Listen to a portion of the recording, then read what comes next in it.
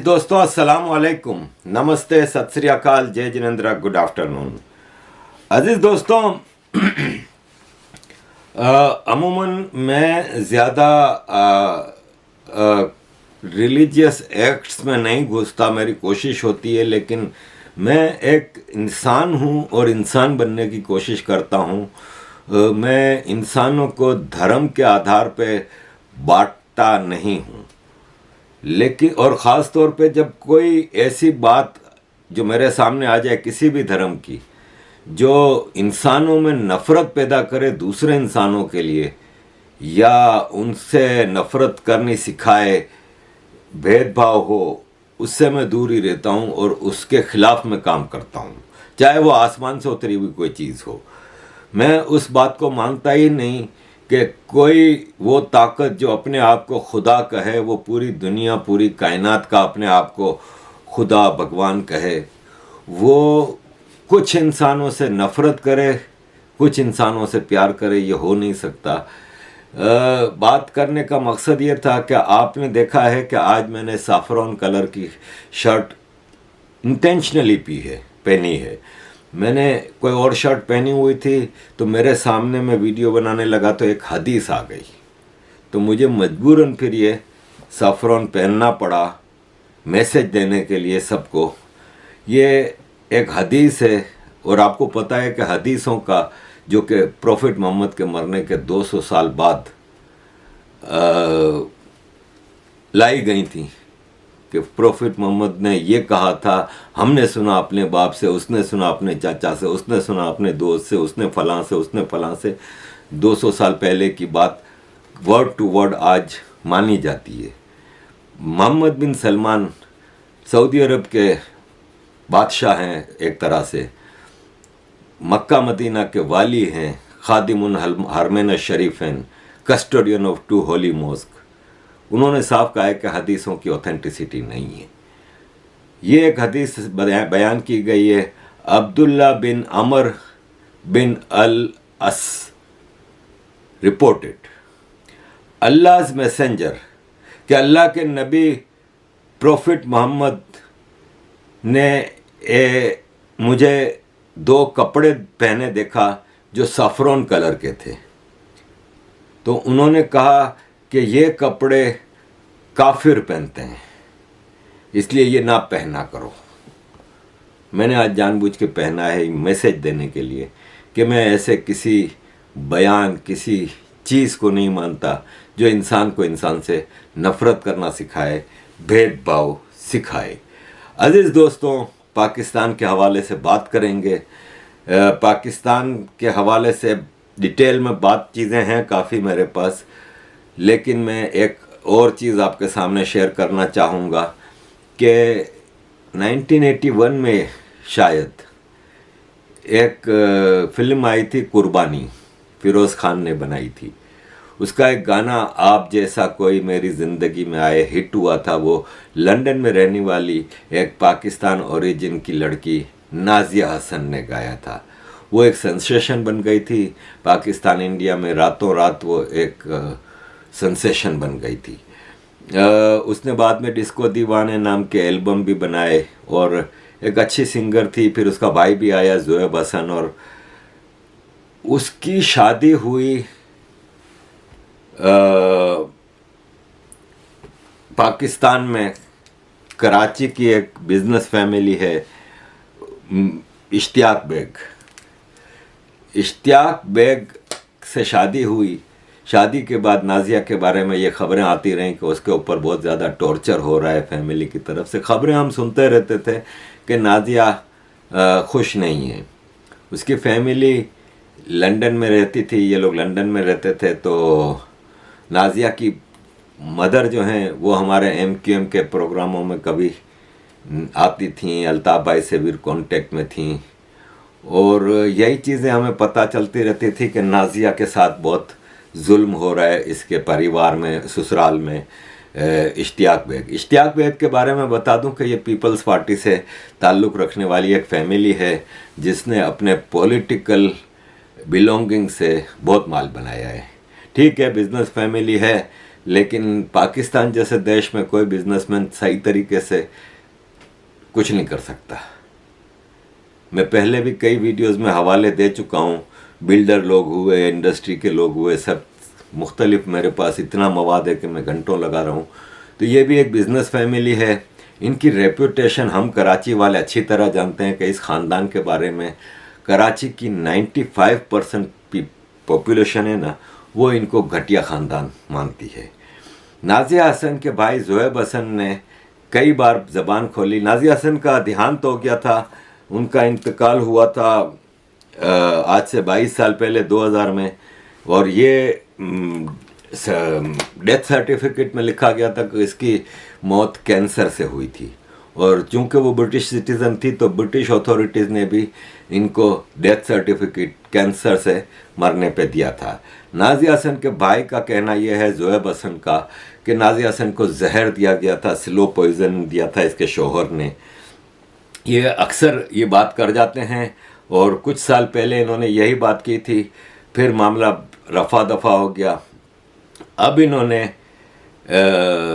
22वीं anniversary, उनकी death anniversary जो थी नाज़िया की, उस पर ज़ुहैब हसन ने वापस कहा है कि नाज़िया हसन को जहर दिया गया था।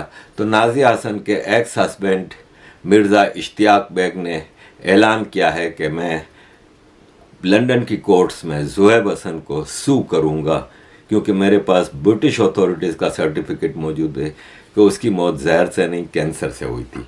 लेकिन बहरहाल पाकिस्तान में ये चीज़ें आम हैं। पाकिस्तान में एक खूबसूरत टैलेंटेड लड़की को शादी करके इसलिए लाया कि कोई इस ख़ानदान को इतना जानता नहीं था, रातों रात वो प्रोमिनेंस हासिल हुई, और फिर ये इलेक्शन में हिस्सा लेते रहे हैं ये बेग ख़ानदान। इनके बड़े भाई भी इनके साथ बिजनेस में हैं, और छोटे भाई भी। तो ये लोगों ने इलेक्शंस में भी हिस्सा लिया, लेकिन ज़ाहिर है MQM के दौर में कराची से किसी के बाप की हिम्मत नहीं थी कि कोई सीट निकाल जाता, तो ये कभी जीते बीते नहीं है। अज़ीज़ दोस्तों, मैं ख़बरें तो मैं रखता हूँ, और सस्पिशंस बहुत हैं नाज़िया हसन के केस में, लेकिन मैं समझता हूँ कि लेट द कोर्ट डिसाइड कि कौन सही है कौन गलत है, ज़ुहैब सही है कि मिर्ज़ा इश्तियाक बेग सही है। लेकिन वॉट एवर द केस, ये बेग ख़ानदान है ना, ये घटिया ख़ानदान है। हैविंग सेड दैट, अज़ीज़ दोस्तों, बन्नू KPK पाकिस्तान में आपको पता ही है कि counter terrorism department Pakistan army के ऊपर TTP के मुजाहिदों ने कब्ज़ा कर लिया था, वहाँ पे लोगों को हॉस्टेज बना लिया था, और अफ़गानिस्तान जाने का सेफ पैसेज मांग रहे थे। लेकिन यह है कि पाकिस्तान आर्मी ने फ़ौरन घेराव में ले लिया बिल्डिंग को। 4 दिन लगे, 4 दिन लगे।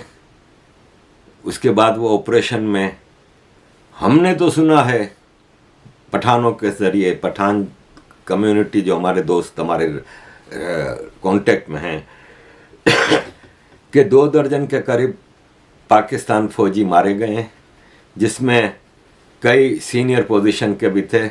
इवन पाकिस्तान के ऑफिशियल्स ने भी इसको कंफर्म किया है कि 2 SSG कमांडो भी मारे गए इस बन्नू ऑपरेशन में, और दर्जनों ज़ख्मी हैं। ये पाकिस्तान के डिफेंस मिनिस्टर ख्वाजा आसिफ ने कहा है। ये भारत से लड़ने की बात करते हैं, ये अपने पैदा किए हुए टेररिस्टों से अपने बंदों को नहीं बचा सके।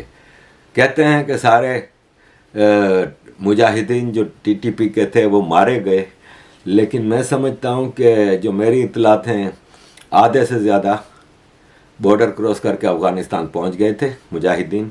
मैं इनको मुजाहिदीन कहता हूँ, हालांकि TTP से मेरा टोटल इख्तलाफ है, लेकिन मैं पाकिस्तान आर्मी से लड़ने वाले हर आदमी को मुजाहिद समझता हूँ, क्योंकि दुनिया का सबसे घटिया मिलिटेंट और टेररिस्ट है ना, वो पाकिस्तान आर्मी है। तो इनसे जो लड़ेगा वो मुजाहिद होगा। तो खैर, ये सिचुएशन है कि बन्नू में देखा गया, वहाँ के सिविलियंस ने बताया कि वहाँ पे बिल्डिंग में से धुआं निकल रहा था, धमाके किए गए। तो ये कैसे हो सकता है कि हॉस्टेज इसको कुछ नुकसान ना पहुँचाओ। बिल्कुल होस्टेजेस आधे से ज़्यादा मारे गए हैं, पाकिस्तान की फ़ौजी के कुत्ते आधे से ज़्यादा मारे गए, काफ़ी दर्जनों में कैजुअल्टीज़ हैं। बिला आखिर अब ज़ाहिर ख़त्म हो गया वो कब्ज़ा, लेकिन देखने वाली बात यह है कि अमेरिका के स्पोक्स पर्सन, प्रेसिडेंट हाउस के स्पोक्स पर्सन ने यह कहा है कि हम मदद करने को तैयार हैं पाकिस्तान की इस ऑपरेशन में, टीटीपी के खिलाफ। और टीटीपी एक मिलिटेंट है, गैंग है, और हम पाकिस्तान के साथ खड़े हैं, ये है वो है। एक छोटे से टेररिस्ट ग्रुप को कंट्रोल करने के लिए इनको अमेरिका की मदद तक की ज़रूरत पड़ गई। ये करंट सिचुएशन है पाकिस्तान आर्मी की, जिनको मार मार के, एक तरफ बलोचों ने, ये देखें बलोचों ने समंदर में 7 मर्चेंट शिप और एक नेवी के शिप को आग लगा दी।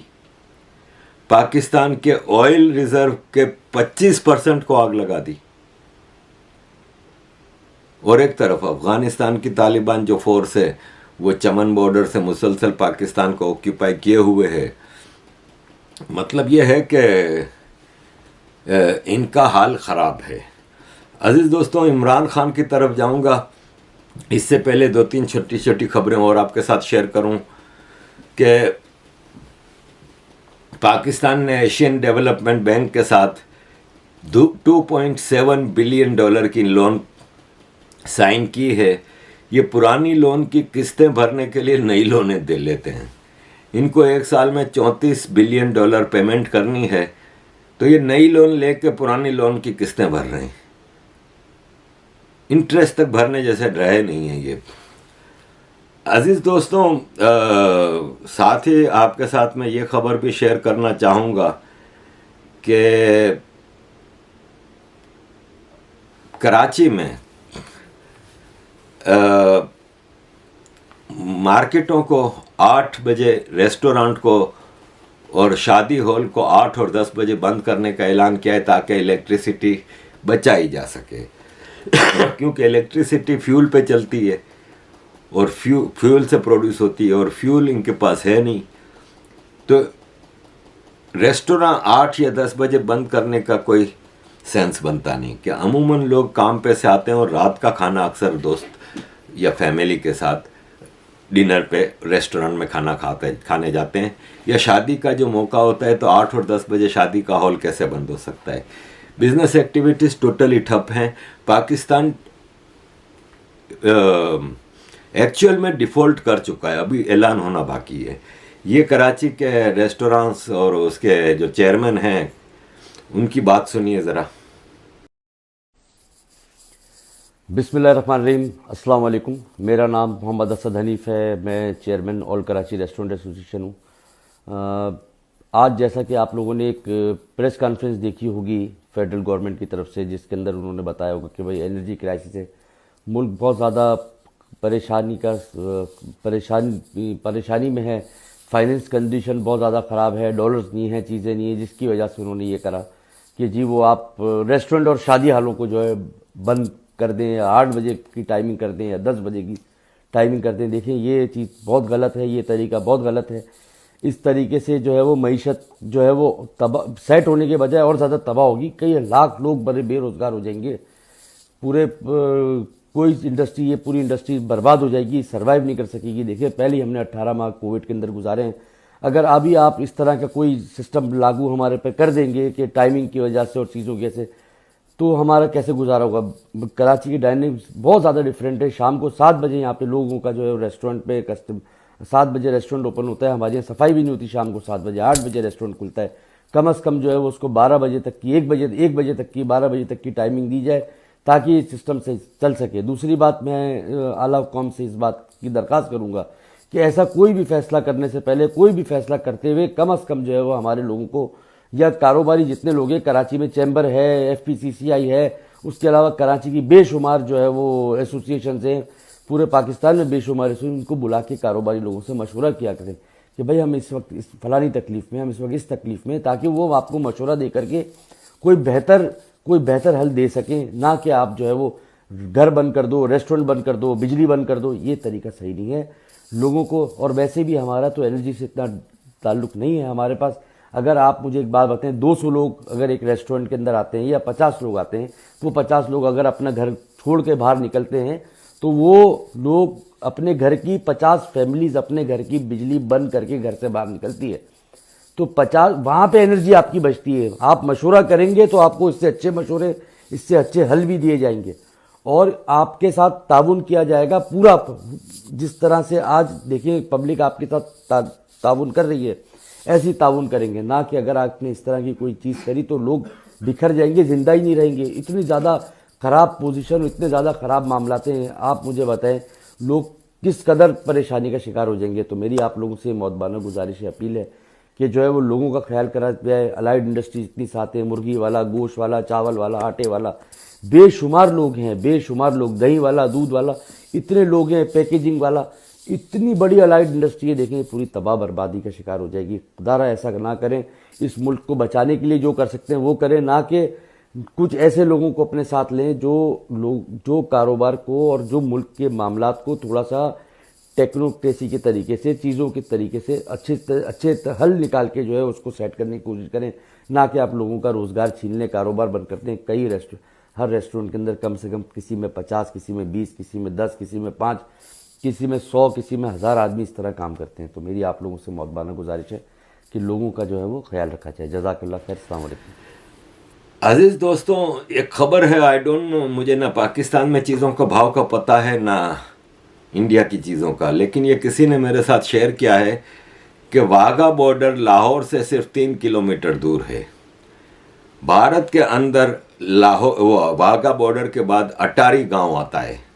वहाँ पे 25 रुपये की प्याज है, 30 रुपये का आटा किलो है। लेकिन 3 किलोमीटर चल के आप लाहौर में आ जाएं तो 230 रुपये की प्याज है और 120 रुपये का आटा है 1 किलो। एक ही फसल, एक ही ज़मीन, एक ही मौसम, एक ही माहौल, एक ही जैसे ज़मींदार, तो फ़र्क क्या है? फ़र्क यही है कि वही पाकिस्तान इंडिया का हिस्सा था तो क्या मतलब ज़बरदस्त पाकिस्तान का फ्यूचर था, मतलब इस पार्ट ऑफ इंडिया का। बाद में पाकिस्तान बनने के बाद इसका सत्यानाश हो गया। अजीज़ दोस्तों, मैं आगे इमरान खान की तरफ जाने से पहले आपके साथ आखिरी एक खबर शेयर करके फिर मैं इमरान खान की तरफ जा रहा हूँ। मोहम्मद अली जिन्ना 26 दिसंबर को पैदा हुए। 1953 तक पाकिस्तान में जिन्ना का बर्थडे 26 दिसंबर को मनाया जाता था, फिर 25 दिसंबर कर दिया।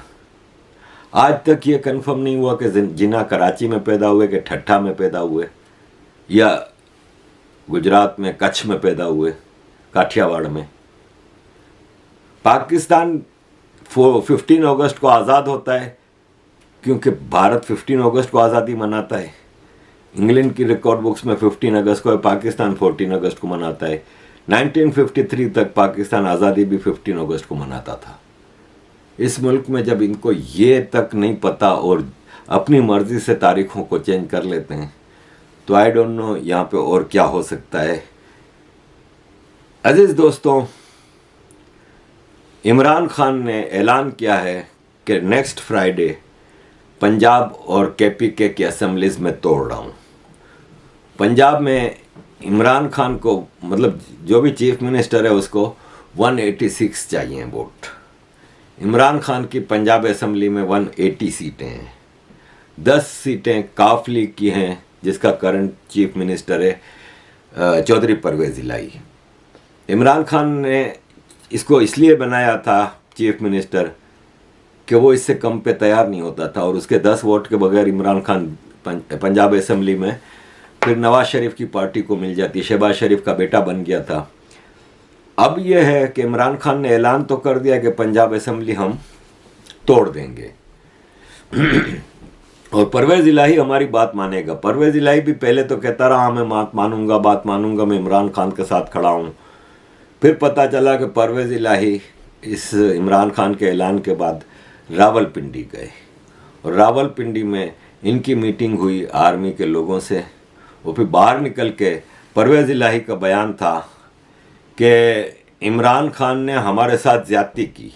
मैंने उनको समझाया था कि जनरल बाजवा के खिलाफ ना बोलें, लेकिन वो मेरे साथ बैठ के प्रेस कॉन्फ्रेंस में बाजवा के खिलाफ बातें करते रहे। और जनरल फैज़ ने हमारे साथ बहुत ज़्यादती की, हमने शिकायत लगाई, तो फिर जनरल बाजवा ने जनरल फैज़ की ठुकाई की। इस तरह के बयान दिए। अब किस तरह बचा जाए असेंबली तोड़ने से? मुस्लिम लीग नून और पीपल्स पार्टी के लोगों ने नो कॉन्फिडेंस मूव की अपील कर दी है पंजाब असेंबली के स्पीकर के खिलाफ, चीफ मिनिस्टर के खिलाफ और डिप्टी स्पीकर के खिलाफ। अब जब तक वो नो कॉन्फिडेंस मूव की वो अपील वोटिंग नहीं होती, तब तक चीफ मिनिस्टर असेंबली नहीं तोड़ सकता। तो ये एक गेम खेला गया है, और सुना है कि ये भी गेम परवेज़ इलाही ने ओपोजिशन को कहा कि ये करके कम से कम असेंबली तोड़ने से तो बचाओ, क्योंकि 10 सीटों पे ये ज़िंदगी में कभी पंजाब के 250 के या 300 के हाउस 300 350 के हाउस में 10 सीटों वाला चीफ मिनिस्टर कभी भी नहीं बन सकता। तो ये कह रहा है मैं अभी मेरे पास 8-10 महीने में क्यों अपना चांस छोड़ूं। तो इस तरह इमरान खान को एक और सुबकी होने वाली है। पंजाब तो छोड़ें, KPK में इसका अपना चीफ मिनिस्टर है, वो भी तैयार नहीं है, और आधे से ज़्यादा PTI के मेंबर ऑफ KPK असेंबली और member of Punjab assembly PTI छोड़ने को तैयार हैं, अपनी सीट छोड़ने को तैयार नहीं। तो इमरान खान की ज़बरदस्त सुबकी होने वाली है। बाजवा को ये गालियां देता है, ये लड़का है, ये बाजवा को जूते मार रहा था, और बाजवा की तस्वीर को, और सुन देखिए ज़रा आप।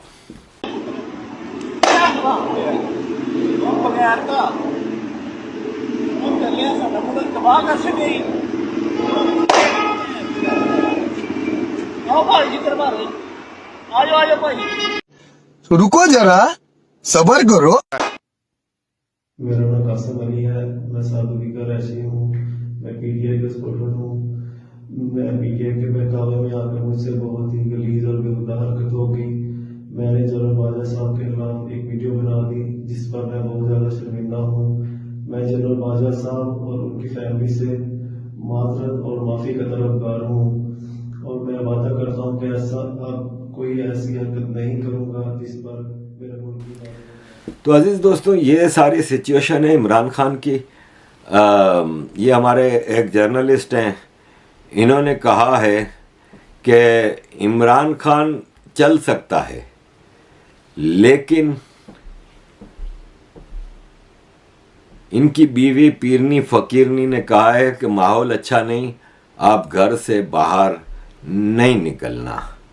तो अजीज़ दोस्तों, दूसरी तरफ इमरान खान कहता है कि मेरी जो हुकूमत थी ना, इसमें सारे फैसले जनरल बाजवा करता था, और किसको पकड़ना है किसको छोड़ना है ये सब बाजवा डिसाइड करता था।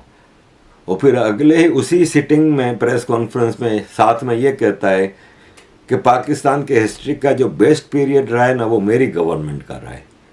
तो तुम अभी खुद ही कहते हो कि तुम्हारी हुकूमत में तुम कोई फ़ैसला नहीं करते थे, सारे फैसले बाजवा करता था, तो फिर तुम्हारी हुकूमत कहाँ से हो गई? और फिर इसने साथ में ये भी कहा कि अगर मैं हुकूमत में वापस आया तो मैं जनरल बाजवा के ख़िलाफ़ कोई एक्शन नहीं लूँगा। अगर जनरल बाजवा इतना ही गलत है जिसके बारे में तुमने अपना पूरा नैरेटिव बिछा के रखा है, तो फिर तुम एक्शन क्यों नहीं लोगे? मतलब कोई इसकी तुक समझ में आती नहीं है। अजीज़ दोस्तों, एक और जो चीज़ें हमें नज़र आ रही हैं कि अब पंजाब असेंबली के हवाले से जो चीज़ें हो रही हैं, और इमरान खान असेंबली तो तोड़ नहीं सकेगा, और हो सकता है कि असेंबली में PTI के मेंबर्स टूट के नून लीग को या पीपल्स पार्टी को ज्वाइन कर लें तो इनकी हुकूमत बन जाएगी।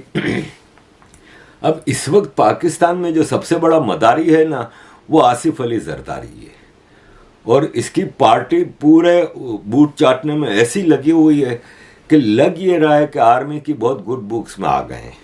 और अब सुनने में ये आ रहा है कि शहबाज शरीफ जरदारी की मीटिंग हुई है, उसमें पंजाब के चीफ मिनिस्टर चौधरी परवेज़ इलाही के बड़े भाई ex prime minister of Pakistan Chaudhry Shujaat Hussain भी थे, और ये तय हुआ है कि पंजाब की चीफ मिनिस्टरशिप पीपल्स पार्टी को दी जाएगी। बिलावल भुट्टो ने न्यूयॉर्क में ऑलरेडी भारत के प्राइम मिनिस्टर नरेंद्र मोदी जी के खिलाफ एक बदतमीजी वाली स्पीच करके आर्मी के बूट चाटने की भरपूर कोशिश की। फिर पीपल्स पार्टी की शाजिया मरी ने एटम बम की धमकी लगा के और 2 हाथ आगे बढ़ के उठाने की कोशिश की आर्मी के।